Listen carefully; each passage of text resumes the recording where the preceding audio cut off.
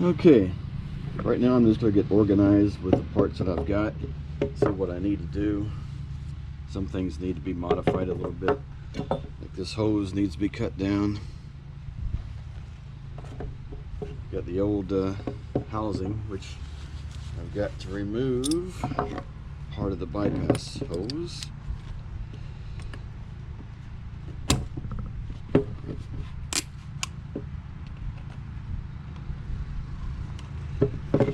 Actually, I just need the clip, I don't need the hose. I'm just keeping this around in case I need to reference anything. And here's the piece that we had cut and welded. We got some neighborhood noise, hopefully it doesn't get too loud. Anyway, this one end was heavily corroded. Similar to this, except more. So what we did, we had the weld shop cut it off and weld on. Yeah, we got neighborhood lawnmower guy here passing by. Hopefully he keeps going.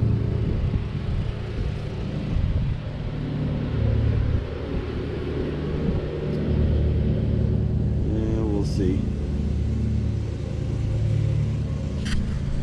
Okay, I'm back. Man, that was the longest freaking 30 minutes of my lifetime. It's like the whole neighborhood just exploded in freaking noise there for a period of time. I don't know what the hell these people are doing. Anyway, what the heck was I even saying? Talking about this. Had this one end cut off and new pipe welded on.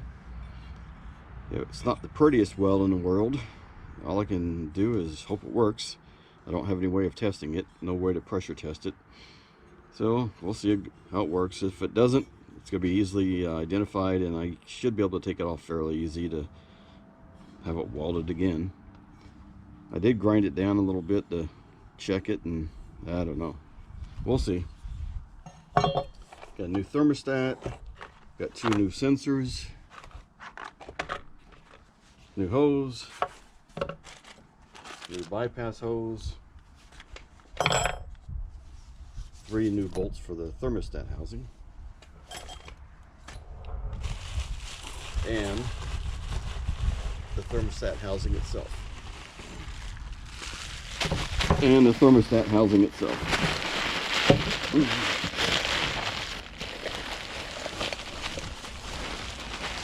And this is the one from Simmons Automotive.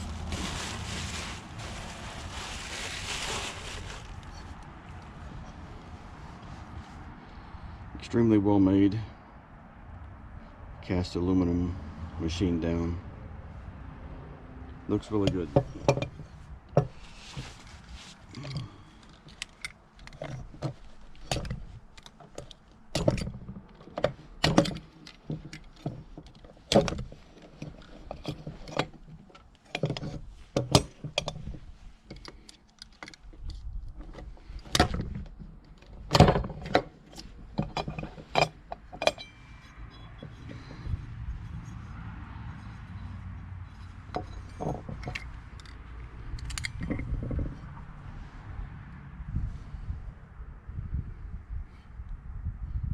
Anyway, this compared to this, I think we can agree which one is going to last the longest.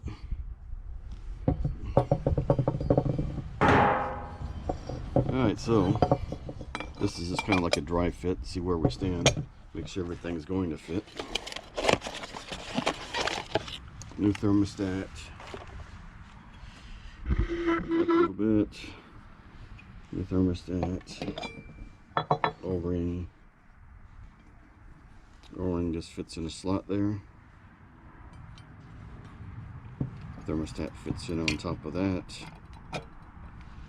and of course this will fit on top of that. And before I do that though,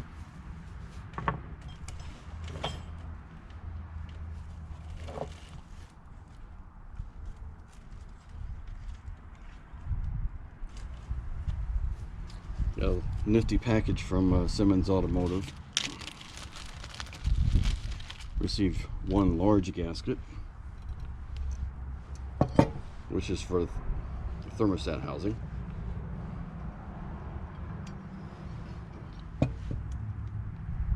think. Let's see how it fits. I could be wrong.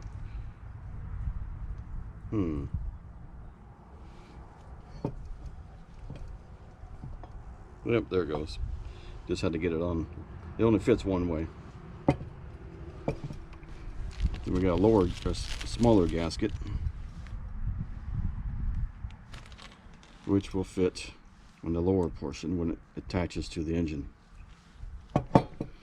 And Simmons, I think his name's John. Let me double check.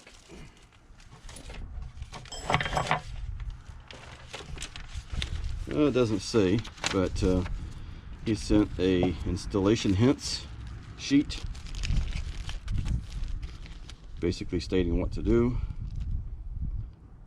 and how long, torque values, how long to let things dry and stand before use, where to put the gaskets. And I also ordered new clips, because the biggest thing is,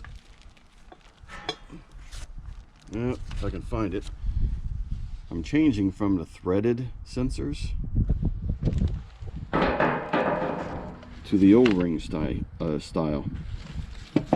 So the sensors that I purchased are not specifically for Ford Explorer because they have the O-ring. These were for I don't know, a different type of Ford. I can't remember right now. Sport Track, that's what it was. Same sensor itself, just different attaching method. So obviously it's got an O-ring, it's got to fit in the slot, and then clips going to hold it in.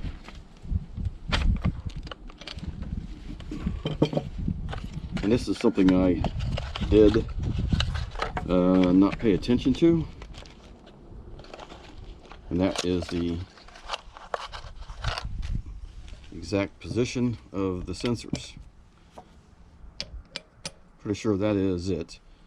They're color coded, so if you put the brown on the outside and light tan or gray on the inside, you're good to go. One's a temp sensor, one's a sender unit. I had not filmed the disassembly. I didn't even take a picture of it. And I thought, oh, I'm going to remember it, because I expected just to go down to the auto parts store and pick up a new housing, come home, etc. Well, that changed. I ended up ordering the metal housing, which took 10 days plus. Might have been 15 days to arrive. Christmas mail delay. So in the meantime, I forgot exactly which sensor went where. Does it matter? I'm not positive, because it appears it all goes in the same, the same reservoir on the inside, so it probably doesn't matter at all. But what does matter is the connectors on the engine have to attach to the right sensor or sender. So if I put them back color coded in the same manner that they came off, then that will match up with the connectors, which are still sitting in the same order that they were attached. So that's going to help me out. So I went online and found out exactly which one fits where. And also, there are some online references that do tell you the color coding for the actual electrical lines or wires that are going to the connectors that attach to the sensors. So you can figure it out that way.